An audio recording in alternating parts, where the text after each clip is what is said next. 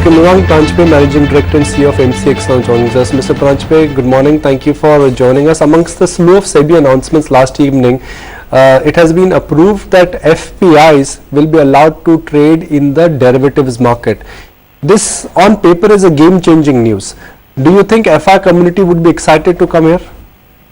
I definitely agree with you that this is a game-changing move by SEBI. Now, when we look at who will really come into the market, I think we are talking about not necessarily the same FIs, because if you see the underlying rules, it does stipulate that the people who will be allowed to trade on the Indian commodity derivatives markets are those who have exposure to India. So it is not the same FIs that trade today, who are mainly financial players, but I think the physical players who have an exposure to India, and this means a whole slew of new commodities as well, who will now be able to trade in India. So that would be a big game changer in the long run for the commodity derivatives market. So Mr. Paranjape, you're saying that this will bring in more liquidity and help in making markets efficient. But when do you think this will start, as fresh guidelines will again be issued soon along with the KYC norms for FPIs too? So there, I wouldn't hazard a guess. I think we'll have to wait for the fresh guidelines on the FPI norms. But as you would have read in the press announcement, it also has a rider that SEBI will be coming out with more guidelines how these, as they are being called, will be allowed to trade, which are the brokers they will be allowed to open their accounts with. So my guess, and again, if you have seen the past, what is the time taken, I would think the next 1 to 2 months is when we expect the detailed guidelines.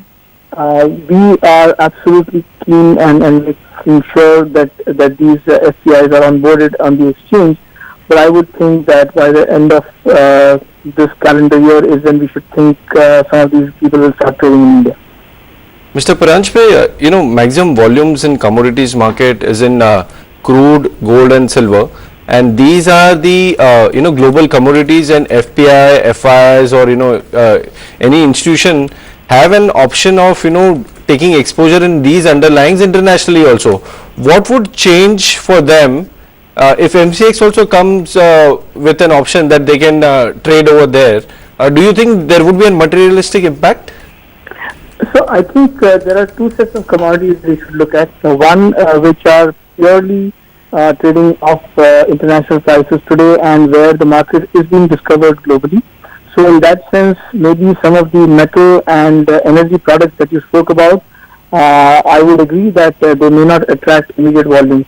But even if you take bullion, where there is a price discovery generally happening outside of India, there are two things which we are seeing now. One, India is looking to create a domestic viable spot market in the bullion.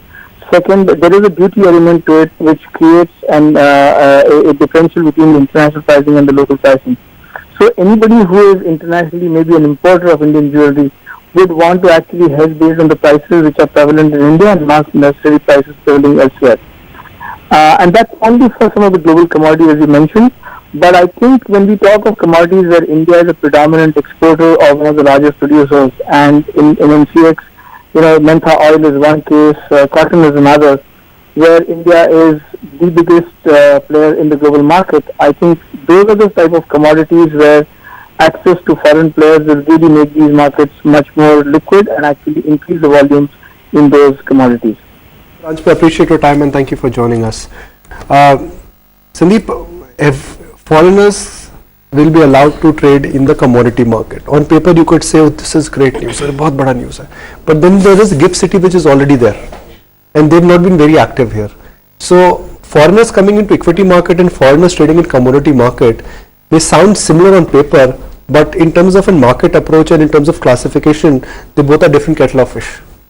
Yeah, and I don't think it will take off in a big way, because like Siddharth also said, that a lot of global commodities can be traded overseas with no currency risk. So to that extent, they'll continue to be traded there. For the other commodities, the question will be of liquidity. Secondly, I think it's also been said that some sensitive commodities will be left out. Now, once if we see the list of sensitive commodities, and after that, I don't know what all will be left. So I think the impact will be very, very marginal. I don't think it will be a significant thing at all, at least for the next 5 years.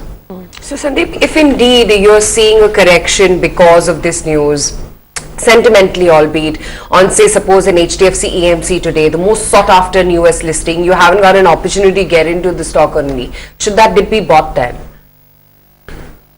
I don't think that this dip should be bought right now, because what happened was that after the initial listing the stock went much above fair value. Yeah. And it's traded above fair value also despite the current recent correction, and the hit for larger AMCs is much greater than for smaller AMCs due to the cut of the